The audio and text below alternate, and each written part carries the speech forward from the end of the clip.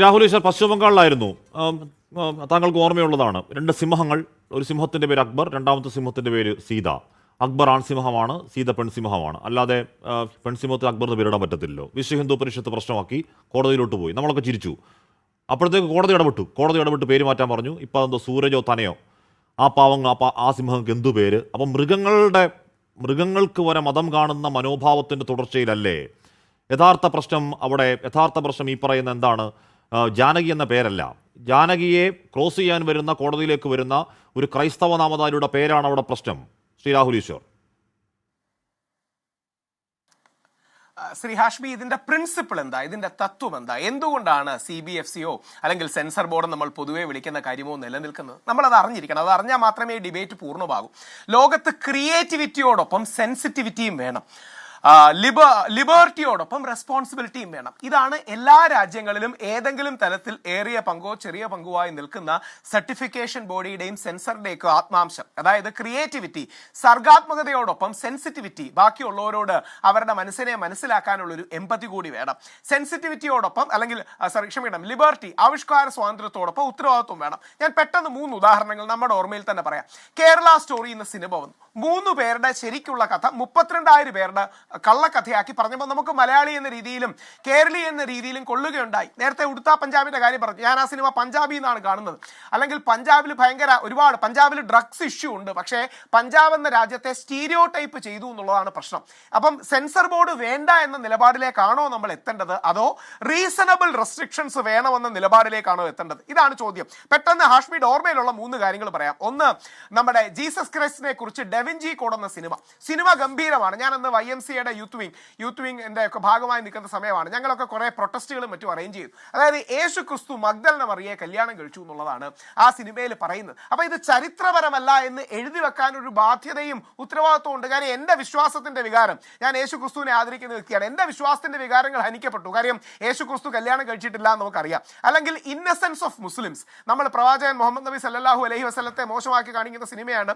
അന്ന് ഞങ്ങൾ പരാതി കൊടുത്തു. ആ സിനിമ ഇന്ത്യയിൽ ബാൻഡാണ്, ഇപ്പോഴും ബാൻഡാണ്. അല്ലെങ്കിൽ നമ്മുടെ MF ഹുസൈനെതിരെയുള്ള ക്യാമ്പയിൻ, MF ഹുസൈൻ സീതാദേവിയെയും ഹനുമാനെയും ഭാരതമാതാവിനെയും ഒക്കെ വളരെ മോശമായി ചിത്രീകരിച്ചു. അപ്പോൾ അതിനെതിരെ ഞങ്ങൾ പ്രക്ഷോഭം നടത്തി. Raja Ravi Varma award MA Baby sir എന്നപ്പോൾ പുള്ളിക്ക് കൊടുക്കാൻ തീരുമാനിച്ചു. അത് ക്യാൻസൽ ചെയ്യിച്ചു. അപ്പോൾ ഹാഷ്മി അടിസ്ഥാനപരമായ ഒരു ലിബറലാണ്. അതുകൊണ്ട് ലിബറൽ കാഴ്ചപ്പാട് മാത്രമേ ഹാഷ്മി കാണുന്നുള്ളൂ. സെൻസിറ്റിവിറ്റിയും റെസ്പോൺസിബിലിറ്റിയും വേണ്ടാന്ന് പറയരുത്. ഇവിടെ ഞാനും നാരായണന് മുമ്പ് സിബി മലയാൽ സാറുമായിട്ടൊക്കെ ചർച്ചയ്ക്ക് രാഹുൽ പറഞ്ഞു വരുന്നത് ഈ പറയുന്ന ജാനകി എന്നൊരു പേര് അത് പ്രശ്നമാണ്. ജാനകി റേപ്പ് ചെയ്യപ്പെട്ട ഞാൻ പറയുന്നത് റേപ്പ് ചെയ്ത ഒരാളുടെ പേരല്ല ജാനകി. റേപ്പ് ചെയ്യപ്പെട്ട ഒരാളുടെ പേരാണ് ജാനകി. റേപ്പ് ചെയ്തതിൽ നിന്നും അതിജീവിക്കാൻ വരുന്ന ഒരാളുടെ പേരാണ് ജാനകി. അതിന് ആ പേര് പ്രശ്നമാണെന്നും കോടതി മുറിക്കൽ അഡ്വക്കേറ്റ് ഡേവിഡ് ആബേൽ ഡൊണാവാൾഡ് അവരെ ക്രോസ് വിസ്താരം ചെയ്താൽ ഈ പറയുന്ന സെൻസിറ്റിവിറ്റി പ്രശ്നം ഉണ്ടാവുന്നതാണ് പറഞ്ഞു വരുന്നത്. രാഹുൽ അങ്ങനെയല്ല പറഞ്ഞു വരുന്നത്. ഈ കേസിൽ ഇദ്ദേഹത്തോടൊപ്പമാണ്, പ്രവീൺ നാരായൺ എന്ന വ്യക്തിയോടൊപ്പമാണ്. പക്ഷേ ഈ കേസ് പോലെയല്ല എല്ലാ കേസുകളും. ആവിഷ്കാര സ്വാതന്ത്ര്യം മാത്രം മതി എന്നൊരു വാദം നമ്മൾ ഉയർത്തരുത്. ഈ കേസിൽ പ്രവീൺ നാരായണനോടൊപ്പമാണ്. ലഭ്യമായ വിവരങ്ങൾ പ്രകാരം അങ്ങ് പറയുന്നത് പോലെ തന്നെയാണ്, സബ്ജക്ട് ടു കറക്ഷൻ. ഇനി വരുന്ന റേപ്പിസ്റ്റിന് വേറൊരു മതമുണ്ട്, അതിൽ പ്രശ്നമുണ്ടോ എന്ന് എനിക്കറിയില്ല. അങ്ങനെ ഒരു വാദഗതി കേൾക്കുന്നുണ്ട്, എനിക്കറിയില്ല. പക്ഷേ ലഭ്യമായ വിവരം വെച്ച് പ്രവീൺ നാരായണനോടൊപ്പവും ജാനകി വേഴ്സസ് സ്റ്റേറ്റ് ഓഫ് കേരളയോടൊപ്പവുമാണ്. പക്ഷേ സെൻസർ ബോർഡ് വേണ്ട എന്ന് പറയുന്ന ഒരു വാദഗതിയിലേക്ക് നമ്മൾ പോരുന്നത് അതൊരു എക്സ്ട്രീമാണ്. പകരം സെൻസർ ബോർഡ് വേണം. അവർ ഏറ്റവും കൂടുതൽ സ്വീകാര്യമായ രീതിയിൽ ഈ സെൻസറിങ് ചെയ്യണം, അല്ലെങ്കിൽ സർട്ടിഫിക്കേഷൻ ചെയ്യണം. നമ്മുടെ നാട്ടിൽ ഇപ്പൊ ഇന്ത്യൻ പതാകയെ മോശമാക്കി കാണിക്കുന്ന ഒരു സിനിമയുണ്ട്, ഇന്ത്യൻ പതാക കത്തിക്കുന്ന സിനിമയുണ്ടെങ്കിൽ നമ്മൾ തീർച്ചയായിട്ടും അത്തരം രംഗങ്ങൾ രാഹുൽ ഈശ്വർ പൊതിഞ്ഞു പറയുകയല്ല. രാഹുൽ ഈശ്വർ പൊതിഞ്ഞു പറയുകയല്ല.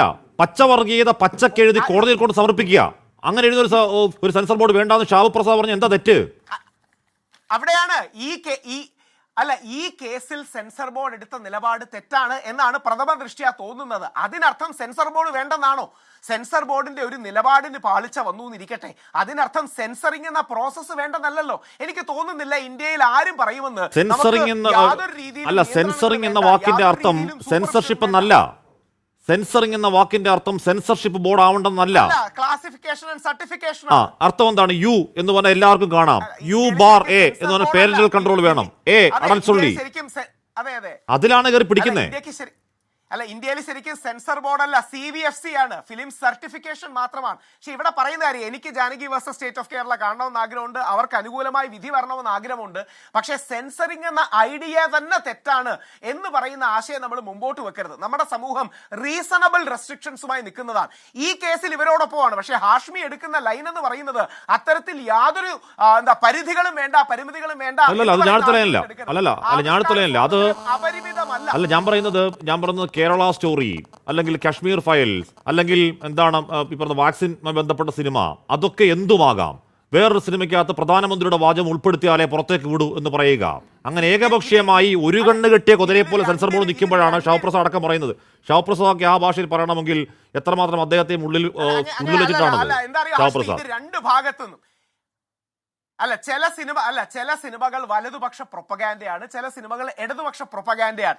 ഈ രണ്ട് പ്രൊപ്പഗാൻഡുകളെയും ഒന്ന് മോഡറേറ്റ് ചെയ്യേണ്ട ആവശ്യമുണ്ട്. ഇപ്പൊ പൃഥ്വിരാജിന്റെ ഒരു സിനിമയിൽ പൃഥ്വിരാജ് വൈകല്യമുള്ള കുട്ടികളെ കുറിച്ചൊരു നെഗറ്റീവ് പരാമർശം പറയുന്നുണ്ട്. അതായത് അച്ഛനമ്മമാരുടെ തെറ്റാണ് ആ കുട്ടികൾ വരുന്നത്. പിന്നീട് അത് കട്ട് ചെയ്യിച്ചു, പൃഥ്വിരാജ് മാപ്പും ചോദിച്ചു. നല്ല മാതൃകയാണ്. അപ്പൊ സിനിമയിൽ ഏതെങ്കിലും തരത്തിലൊരു ഓവർ സൈറ്റ് വേണം, നിരീക്ഷണം വേണം. ഇല്ലെങ്കിൽ പലപ്പോഴും അസ്വീകാര്യമായ അധാർമികമായ ഒരുപാട് കാര്യങ്ങൾ ഇതിലേക്ക് കടന്നുകൂടും. രാജ്യദ്രോഹം കടന്നുകൂടാം, വർഗീയത കടന്നുകൂടാം, വിദ്വേഷം കടന്നുകൂടാം. അപ്പം എന്തെങ്കിലും തരത്തിലുള്ള ഒരു സെൻസറിങ് വേണം. പക്ഷേ ആ വർഗീയതയുടെ പ്രയോക്താക്കളായി ഈ ബോർഡ് നിന്ന ജാനകി ഒരു ജനറിക് നെയിമാണ്, നമുക്കെല്ലാം അറിയുന്നത്. ഞാൻ പറഞ്ഞത് ആ വർഗീയതയുടെ വക്താക്കളായി ഈ ബോർഡ് നിന്ന, ഈ ബോർഡ് പച്ചക്ക് പെർമിഷൻ കൊടുത്തത്, ഈ ബോർഡ് പച്ചക്ക് വർഗീയത എഴുതി കോടതിക്ക് മുന്നിൽ വെക്കുകയാണെങ്കിൽ ആ ബോർഡ് വേണ്ട എന്നാ ഷാവ്പ്രസാദ് പറഞ്ഞത്. അത് ഞാൻ പറഞ്ഞത്. ഞാൻ അങ്ങനെയൊക്കെ എത്താം. ശ്രീ രാഹുൽ ഈശ്വർ, ശ്രീ സന്ദീപ് വാര്യർ. എമ്പുരാന് കൊടുത്തത്. ഓക്കെ, സന്ദീപ്.